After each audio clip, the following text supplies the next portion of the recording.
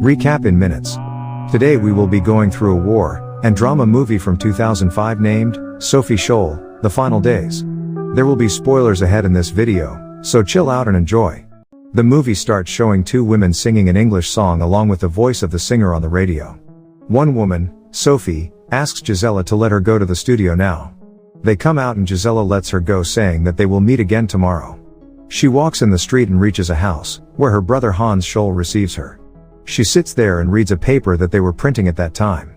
The papers have messages to revolt against the Nazis. She helps them by packing the papers in letter envelopes. After completing this, they sit together to make the strategy to spread the letters in the city. Hans suddenly reveals his idea that he will deliver them to the university campus in the morning.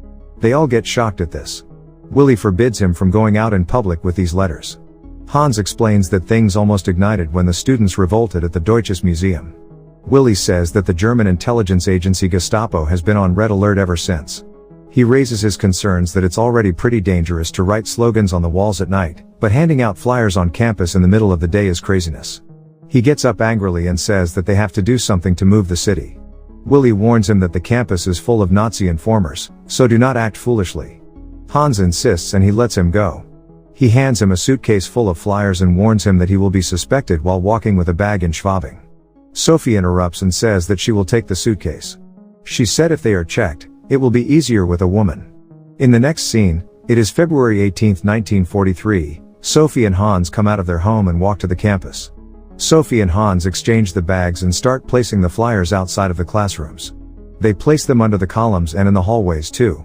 After that, they come downstairs to go out, but suddenly Sophie reminds him that they still have some flyers in the bag. They turn back and place them at the corners, but the bell rings. Sophie looks back at the papers and throws them on the floor.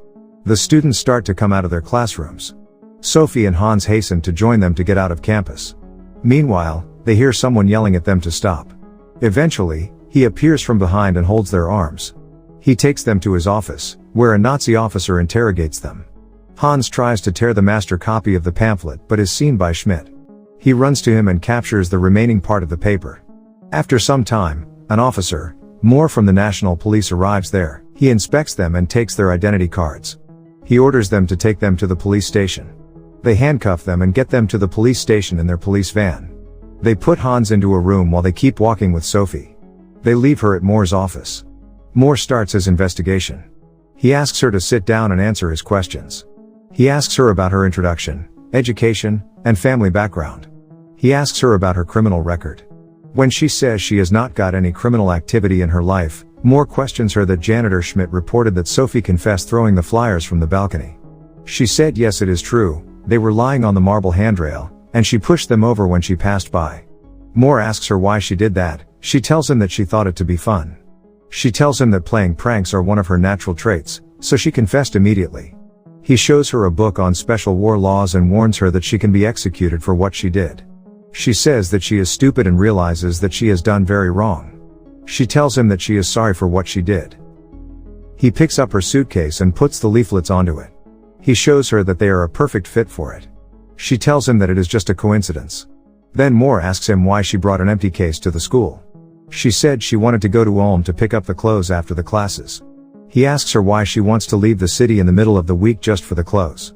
She tells him that she planned to meet her friend too, who just had a baby, and to pay a visit to her sick mother. He again asks her why in the middle of the week. She says that she is going to Hamburg with her friend and planned to come back before the weekend. She says that she planned to take the 12:48 express train, and made an appointment with her sister's friend at Holzkirchner station. He takes keynotes from her conversation. She denies any of those leaflets. She says that she and her brother are under suspicion until the real culprits are found. She said they are apolitical. Meantime, an officer comes and takes her suitcase and the pamphlets. Moore says to her that they will place her under temporary arrest, but they will let her go to Ulm too.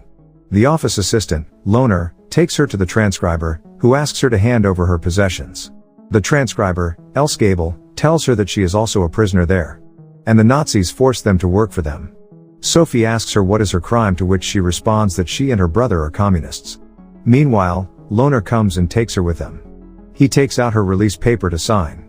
Suddenly, when he was about to stamp her release papers, he receives a call and changes his expression. He takes her back to Moore's office. Moore tells her that her father was put in jail for 6 months for calling Hitler God's punishment for humans. He tells her that they searched their apartment and found some suspicious things. He pulls out a bag and shows her a pistol. He asks her about the pistol and postage stamps in their drawers.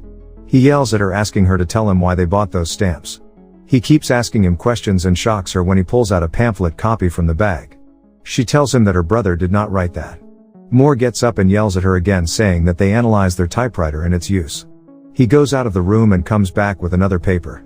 He places it in front of her and asks her to recognize the handwriting. She continues to disown anything and says she doesn't know or recognize anything. He again yells at her, saying that this is the handwriting of her friend Christoph Probst, who is studying medicine with her brother.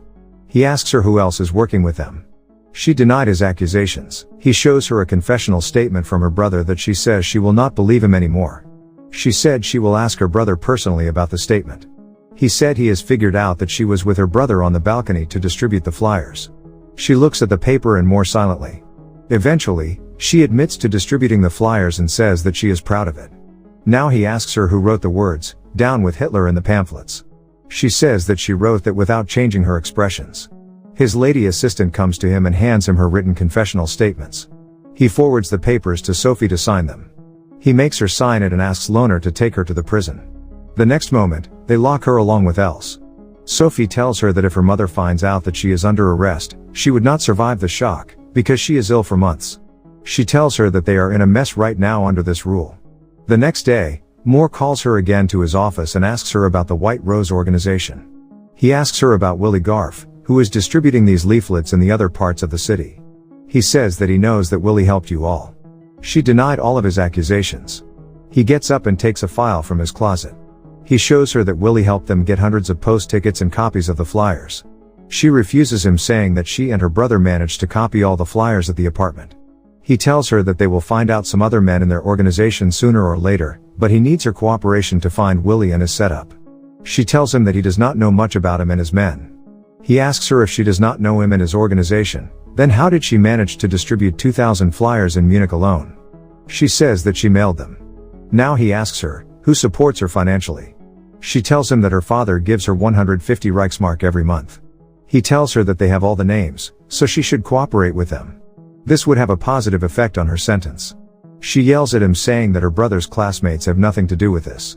After some time, she comes to the prison and talks about her fiancé's name in the diary.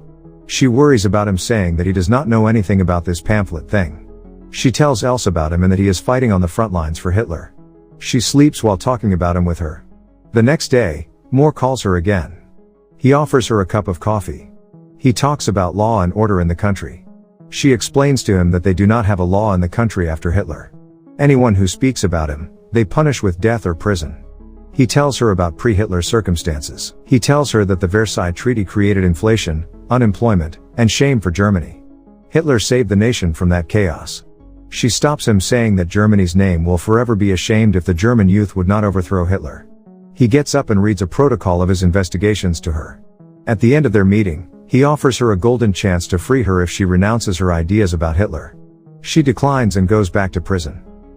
She tells Else about his offer. She requests her to accept his offer and live freely. She is young, and she should survive for her ideas, her family, and herself. She says that there is no going back. Meanwhile, they hear the sound of air raid sirens. Else runs to the corner of the cell and sits there. Sophie goes to the window and keeps watching the firing of anti-aircraft guns. Else pulls her down to save her from any attack on the window. The next day, Moore comes to their cell and takes her to the prosecutor. The prosecutor informs her that they will have her trial tomorrow in front of a senior judge. She gets shocked when he says that they will start her trial tomorrow. She comes back and gives the documents to Else while she prays to God. In the next scene, Attorney Klein comes to their cell and tells her that he is her court-appointed lawyer. When he asks her about the indictment, she ignores his question and asks him what will happen to her parents and siblings after her. He said, he does not know anything about it, but they will decide later about them. She yells at him, saying that she has the right to know, but he replies that she is not in a position to make demands and leaves. The next day, on 22nd of February, Lohner comes and takes Sophie from the cell. They take her to the court hall in the van. She sees her brother in the courtroom. Meanwhile, the jury comes to the room and raises the slogan of Hail Hitler. Everyone responds except them. The president of the bench calls the name of Christoph Probst and orders them to take him in front of the bench. The president reads his confessions and crimes to him and asks him about his position. He tells the jury that he was mentally ill when he wrote those letters. And he already distanced himself from these activities yesterday. He apologizes to the jury for his actions and asks for mercy on him for the sake of his children. The judge mocks him and orders them to take him away. Now he calls the name Hans Scholl and asks him about his position. The judge asks him why he distributed the white rose flyers to the public. He tells him that he has seen the chaotic situations at the Eastern Front. Germans cannot win the war against UK, USA, and Russia. So he wrote the truth in the flyers and he will not change his stance. The judge yells at him saying that his views about war do not affect the Germans. He replies that if it does not affect them, then why are they in the court and hearing this matter? The judge gets angry and orders them to take the traitor away. Now he calls Sophia Scholl to come in front of the bench. He asks her if she is ashamed of what she did. She said she is not ashamed at all. She said she wanted to distribute every last of the flyers to the students. She told him that they wanted to stop the bloodshed against other countries and the Jews, and not wait for the Allies to finally put an end to it. After that, he starts reading his judgments and sentences them to death. They take them to jail. A jail warden asks Sophie to tell her anything she wants before her execution. She gets shocked to know that they will not give her the 99 days before the execution. Meanwhile, her parents visit her in jail. Her father praises her and says they are proud of her. She says that she will meet them again in eternity. The warden comes and takes Sophie back. She surprisingly takes her to her brother and friend. They all meet there for some moments before the execution. The movie ends when they take her to the executioner.